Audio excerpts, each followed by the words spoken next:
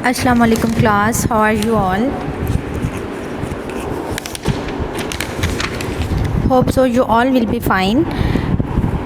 आज हमारा chapter number 2 है, बायोलॉजी का लेक्चर है सॉल्विंग आ बायोलॉजिकल प्रॉब्लम।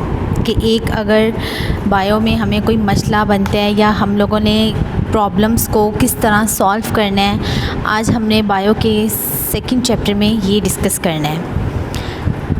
सबसे पहले हम लोगों ने ये देखना है कि बायोलॉजिकल मेथड होता क्या है। बायोलॉजिकल मेथड बेटा जो है एक साइंटिफिक मेथड है, साइंटिफिक वे मेथड है जिसमें हम लोग कोई भी problem related to living organisms, जितनी भी प्रॉब्लम्स आती हैं उनको सॉल्व करते हैं। बायोलॉजिकल प्रॉब्लम, ठीक है। Biological problem means to say that related to life of living organism.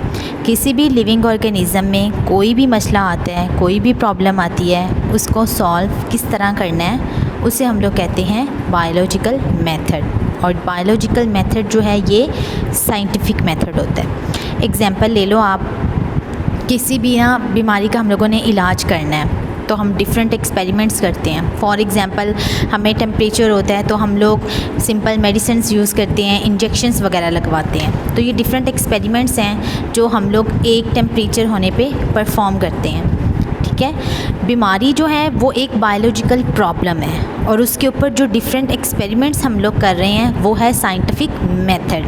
हम लोग उस पर मेथड्स अप्लाई कर रहे हैं कि सिंपल टैबलेट से टेम्परेचर हमारा रिकवर होता है या फिर हम लोग इंजेक्शंस लगवाएं तब हमारा टेम्परेचर जो है वो रिकवर होता है। और इस प्रॉब्लम का जब हल निकल आता है तो उसे हम लोग कहते हैं बायोलॉजिकल मेथड, ठीक है।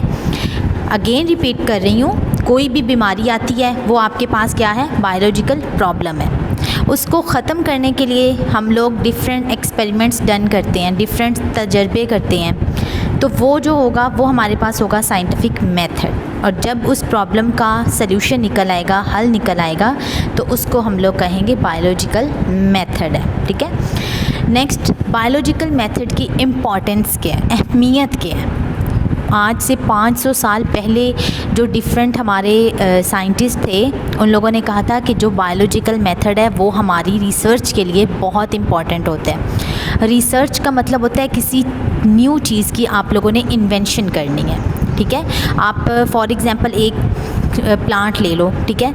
उस प्लांट पे आपने रिसर्च करनी है कि वो प्लांट जो है, फॉर एग्ज़ाम्पल ब्रिंजल ले लो, आपके पास ब्रिंजल का सीड है, आप उस पर डिफरेंट एक्सपेरिमेंट्स अप्लाई करते हो कि ब्रिंजल का सीड जो है वो ग्रो किस तरह करता है। नॉर्मली तो टैप वाटर के साथ वो ग्रो कर ही जाता है या पोल्यूटेड वाटर के साथ ग्रो कर ही जाता है, लेकिन आप लोग अपने तरीके से ना कोई और वाटर देते हो, डिस्टिल वाटर दे दिया या फिर किसी और चीज़ फ्रूट या वेजिटेबल्स का वाटर निकाला, उसका जूस वगैरह, और उसके ज़रिए ब्रिंजल को ग्रो करवा रहे हो, तो ये होती है रिसर्च।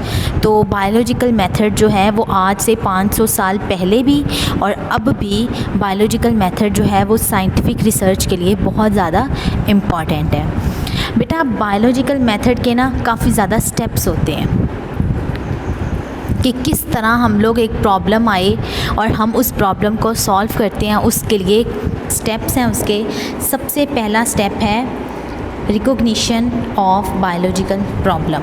रिकॉग्निशन होता है जांच पड़ताल करना। ज़ाहिरी सी बात है कि एक प्रॉब्लम आई है, ठीक है। अब वो प्रॉब्लम जो है वो रिलेट कर रही है लिविंग ऑर्गेनिज़म से। अब वो प्रॉब्लम के बारे में पहले हम लोगों ने जांच पड़ताल करनी है, पता करना है कि वो बायोलॉजिकल प्रॉब्लम है क्या, कहाँ से आई है, क्यों आई है, किस वजह से आई है, ठीक है। जो रिकॉग्निशन होती है ना उसमें हम लोग क्वेश्चनिंग करते हैं। प्रॉब्लम आई है, क्यों आई, किस तरह से आई, किस वजह से आई, कहाँ से आई, क्वेश्चनिंग है ना। और हमेशा जो क्वेश्चन होते हैं वो प्रॉब्लम से रिलेटेड होते हैं और वो प्रॉब्लम किस से रिलेटेड है, लिविंग ऑर्गेनिज़म के रिलेटेड है। जब हम लोग जांच पड़ताल कर लेते हैं किसी भी बीमारी की, रिकॉग्निशन कर लेते हैं बायोलॉजिकल प्रॉब्लम की, तो सेकंड स्टेप जो है वो आता है ऑब्ज़र्वेशन। ऑब्ज़र्वेशन का मतलब होता है गौर व फिक्र करना या फिर मुआयना करना। अब ज़ाहिरी सी बात है, पहले तो हम लोगों ने बीमारी के बारे में जांच पड़ताल की कि वो कहाँ से आई है, क्यों आई है, किस वजह से आई है। अब वो बीमारी आ तो गई है। ये जो मैं आपको डिज़ीज़ के बारे में बता रही हूँ ना बेटा, ये आपकी एक एग्ज़ाम्पल है कि किसी भी प्रॉब्लम को रिकॉग्नाइज कैसे कर सकते हैं, उसको जांच पड़ताल कैसे कर सकते हैं। डिज़ीज़ के बारे में मैं आपको बता के एक एग्ज़ाम्पल शो कर रही हूँ ताकि आपको अच्छे से समझ लग जाए। सेकंड स्टेप है हमारा ऑब्ज़र्वेशन का। ऑब्ज़र्वेशन जो है उसका मतलब होता है गौर व फिक्र करना या फिर मुआयना करना। अब हमारे ऊपर वो डिज़ीज़ तो आ गई, लिविंग ऑर्गेनिज़म में वो डिज़ीज़ आ गई। अब उसमें हम लोग गौर व फिक्र कर रहे हैं, ऑब्ज़र्व कर रहे हैं, तो ज़ाहिर सी बात है उसमें हमारी 5 सेंसेस जो हैं वो यूज़ होती हैं। कौन कौन सी 5 सेंसेस हैं? साइट है, देखना, स्मेल, सूंघना, टेस्ट, चखना, टच करना, हैंड लगाना, और साउंड होता है सुनना। ये 5 सेंसेस को यूज़ करके हम जो लिविंग ऑर्गेनिज़म में प्रॉब्लम आई होती है, बायोलॉजिकल प्रॉब्लम आई होती है, उसको हम लोग मुआयना उसका कर सकते हैं, उसकी उस पर गौर व फिक्र कर सकते हैं। अब ऑब्ज़र्वेशन की 2 तरह की टाइप्स हैं। एक है क्वांटिटेटिव ऑब्ज़र्वेशन एंड सेकंड है क्वालिटेटिव ऑब्ज़र्वेशन। क्वांटिटेटिव में ना बेटा हम लोग किसी भी सब्सटेंस की क्वांटिटी चेक करते हैं, मिकदार चेक करते हैं, ठीक है। मिकदार जो है वो आपको हमेशा नंबरिंग में मिलेगी। अब यहाँ पे आपके एग्जांपल है, फ्रीजिंग पॉइंट जो वाटर का है वो 0 डिग्री सेंटीग्रेड है और जो वाटर का बॉइलिंग पॉइंट है वो 100 डिग्री सेंटीग्रेड है। नंबर्स में आइए, आपके पास क्वांटिटेटिव है ये, ठीक है। क्वांटिटी आपके पास मैयर हो रही है वाटर की, फ्रीजिंग पॉइंट भी वाटर का मैयर हो रहा है क्वांटिटी में, और बॉइलिंग पॉइंट भी वाटर का मैयर हो रहा है क्वालिटी में।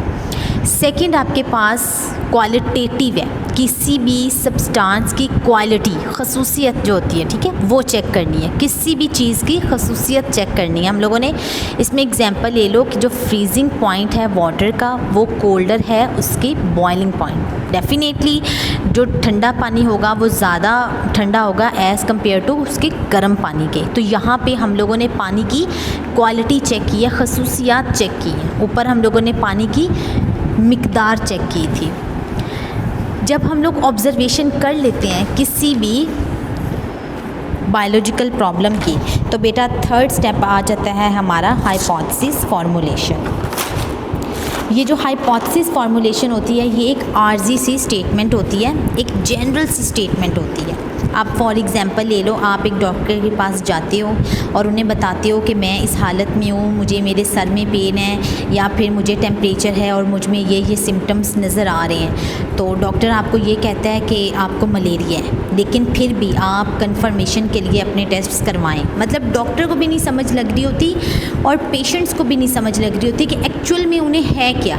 ये एक एग्जाम्पल है आपके पास, ठीक है। अब देखो जो पेशेंट बता रहा है वो भी आर्जी सा बता रहा है, उसे भी कंफर्म नहीं है कि उसको क्या मसला है, उसके अंदर क्या प्रॉब्लम है। डॉक्टर को भी कंफर्म नहीं है कि उसके अंदर क्या मसला है, उसको क्या मसला आ रहा है। मतलब दोनों की एक आर्जी सी स्टेटमेंट है, आर्जी सी एक बात है, उसको कहते हैं हम लोग हाइपोथेसिस, ठीक है। हम लोग बता सकते हैं। अब वो देखो डॉक्टर को भी कंफर्म नहीं है कि उसमें क्या मसला आ रहा है, उसको क्या प्रॉब्लम है, उसे मलेरिया है या नहीं है। तो इट्स मीन कि उसकी जो आर्जी सी स्टेटमेंट, आर्जी सी जो बात है ना, वो रॉन्ग भी हो सकती है और ट्रू भी हो सकती है।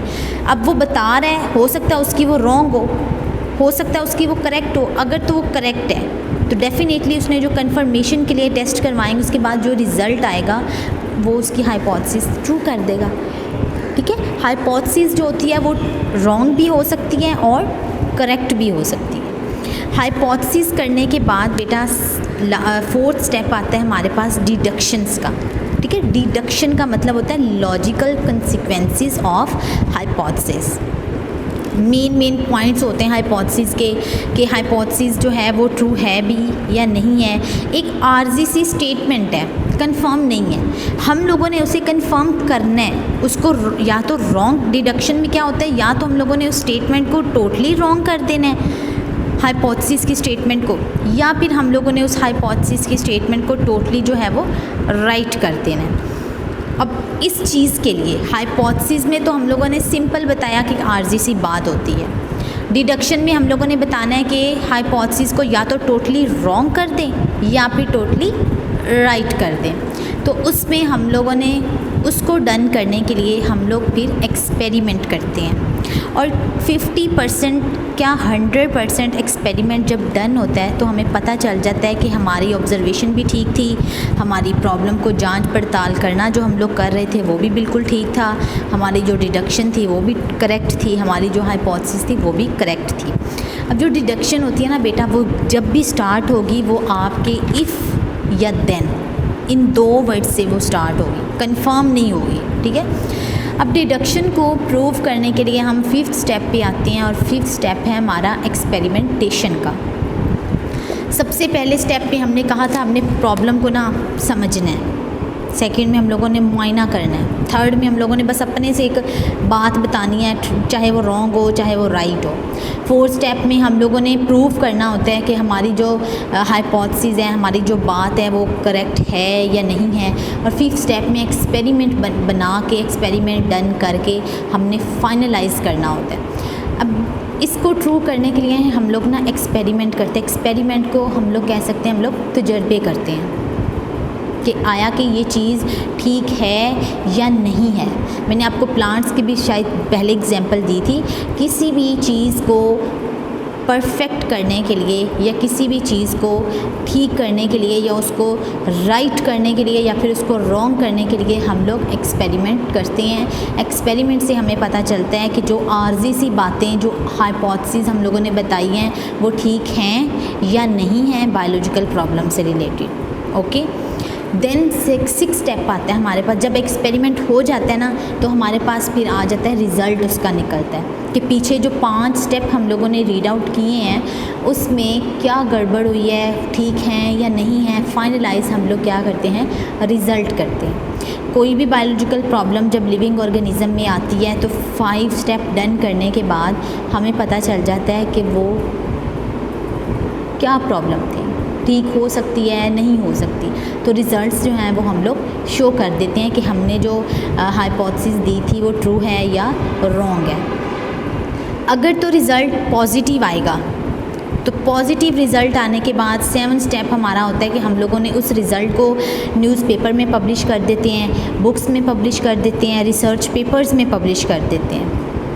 और अगर वो रॉन्ग आए तो भी हम लोग वो रिज़ल्ट जो है वो न्यूज़पेपर में पब्लिश करते हैं। साइंटिफिक जर्नल्स जो स्पेसिफिक होते हैं रिसर्च के पेपर्स, उनमें हम लोग उसको परफॉर्म कर देते हैं। ये 7 स्टेप्स हैं जो एक बायोलॉजिकल प्रॉब्लम को सॉल्व करने में हेल्प आउट करते हैं। Thank you.